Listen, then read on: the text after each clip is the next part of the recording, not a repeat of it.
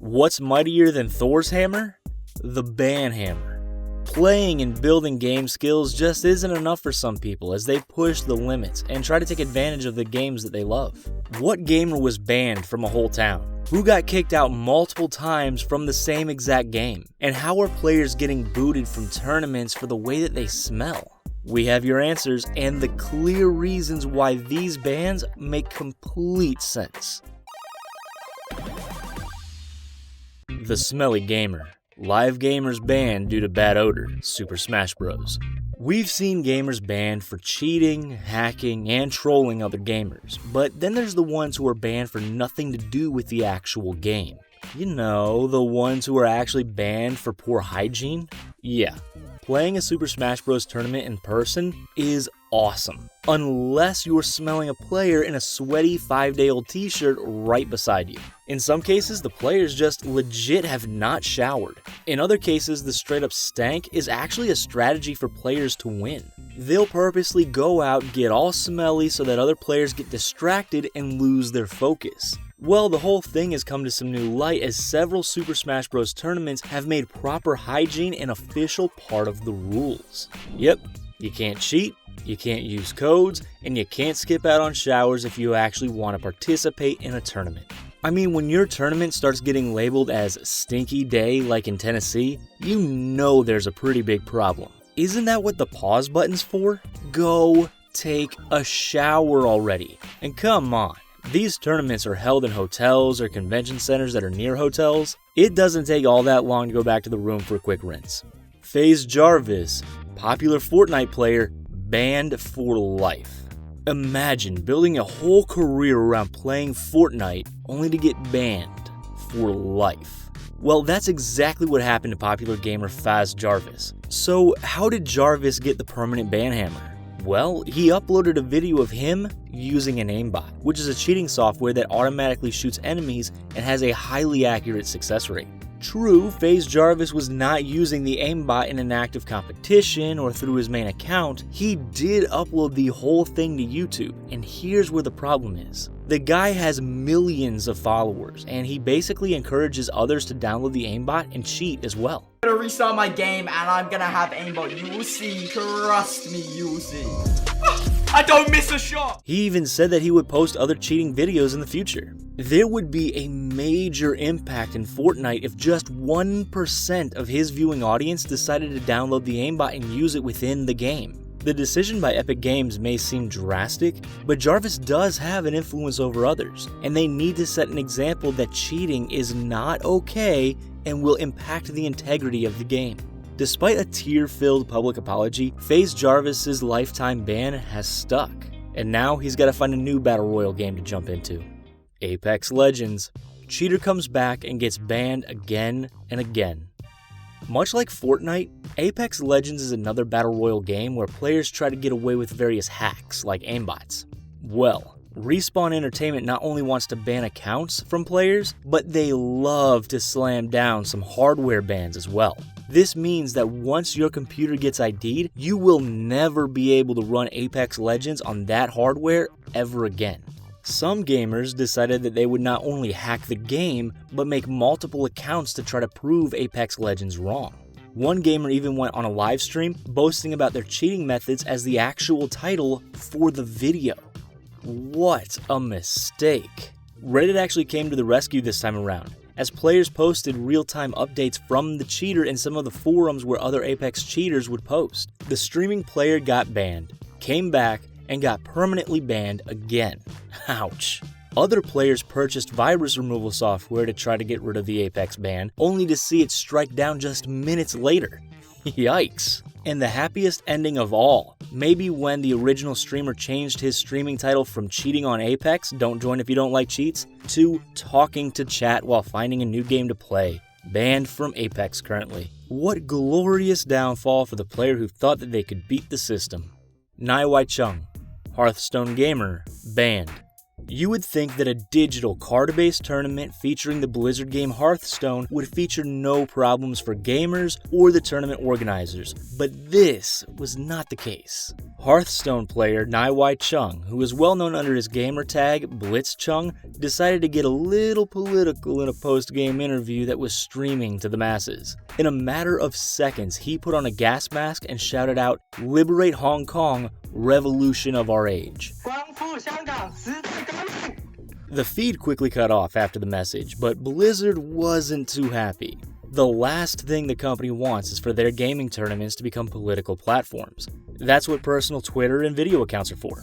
To make the message clear, Chung lost all of his prize money and got a competitive ban from the game for a whole year. No matter what the person's views are, he chose the wrong platform to showcase them on. And to think, all of this stemmed from a simple digital card game. Even with the ban, Chung has no regrets. He's happy that he stood up for what he believed in. I chose to speak out what's going on here, and I'll definitely live with all the consequences. The king of arcades gets his whole arcade banned from a town. There are players who have been kicked out of digital games, real arcades, and even live tournaments. Well, now meet the guy who got banned from a whole town. Yeah, that's right, a whole town. So what exactly happened here? Richie Knuckles Vavrance is known as the king of arcades and decided to open his own massive arcade in an old library basement in the town of Long Hill, New Jersey. Even better than the idea was the location. It was right across the street from a school, enticing a daily group of players each and every day. Well, things didn't go quite as planned. Despite setting up 60 different arcade and pinball machines, the town officials of Long Hill quickly swooped in and shut the business down. Richie pretty much set up the whole business without filing anything with the town. There were no zoning papers, no business filings, or approval from the town. And he wouldn't get a chance to make up for it either. The place had a one-night opening before being completely shut down, and all of the arcade machines had to be removed from the property within 2 short weeks. Despite the pain of moving, there is a happy ending.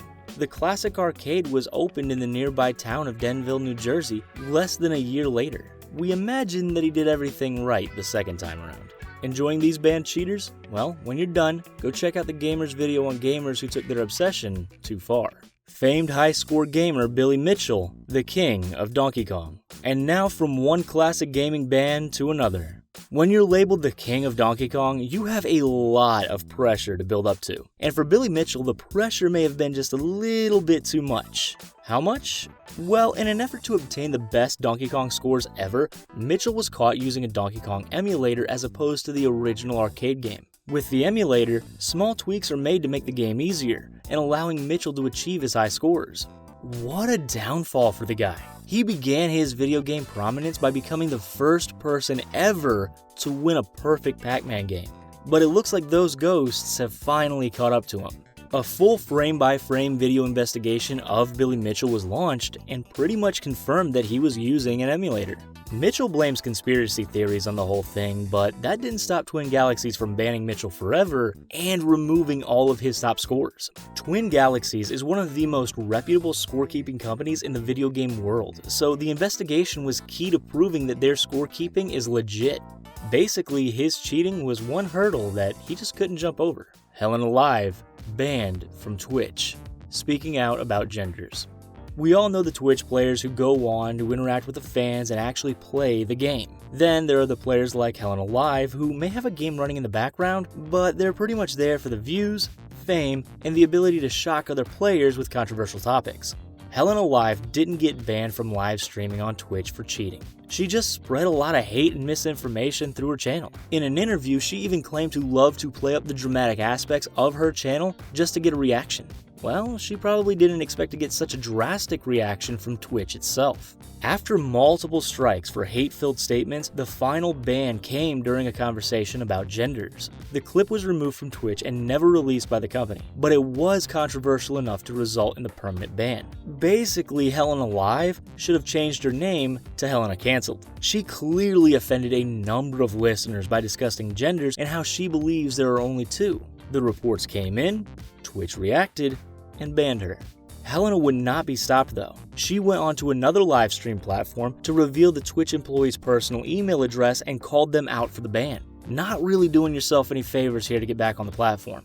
Donkey Kong 64, Game Shark cheaters get their game permanently ruined. If you think cheaters getting banned is more of a modern issue, well, Nintendo would tell you otherwise. Remember the great Game Genie and Game Shark devices that would unlock all the new ways to play various games? Well, Nintendo, they weren't a fan.